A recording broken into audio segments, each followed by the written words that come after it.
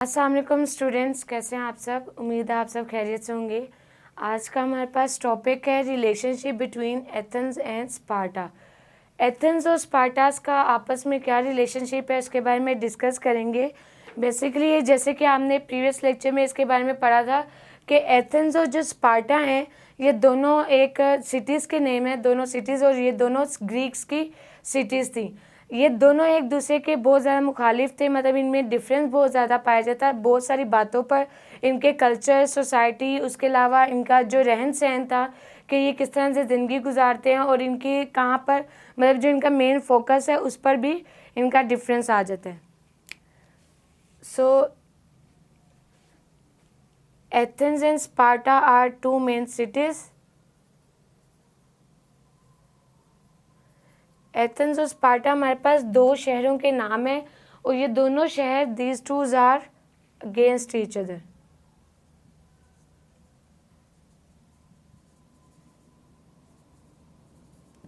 मतलब एक दूसरे के बहुत ज़्यादा मुखालिफ होते थे।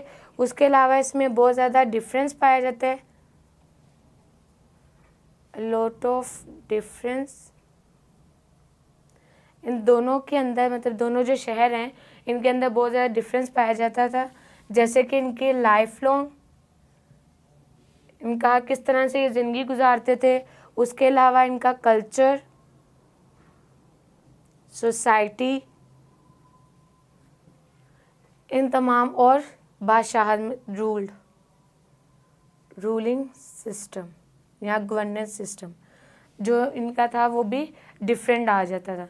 दोनों सिटीज़ की आपस में बहुत ज़्यादा मतलब डिफरेंट था। उसके अलावा दोनों सिटीज़ जो हैं, दोनों शहरों की एक जंग भी हुई। उस जंग का नाम था 431 BC के अंदर इनकी वॉर हुई थी। दोनों सिटीज़ की आपस में वॉर हुई थी 431 BC के अंदर। मेनली जो ये आपस में जो है एक ही इनकी जंग हुई थी और वो बहुत ज़्यादा बड़ी थी।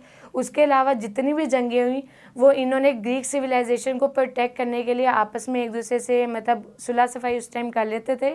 उसके अलावा इनकी हर चीज़ में डिफरेंस पाया जाता था। इनके जो हमारे पास एथेंस हैं, मेनली जो एथेंस हैं ये हमारे पास ओपन सोसाइटी थी।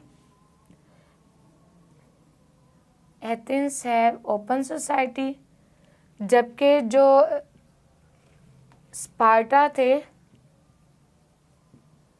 Sparta have close society. उसके अलावा जो एथेंस थे,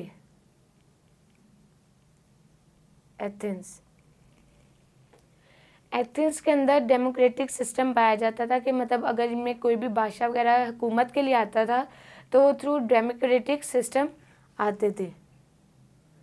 देयर इज डेमोक्रेटिक सिस्टम। और स्पार्टा में वो उसको सिलेक्ट करते थे जहाँ पर वोटिंग, मतलब मेनली वोटिंग सिस्टम होता था कि जिसको वो चाहते थे उसको वो सिलेक्ट कर लेते थे।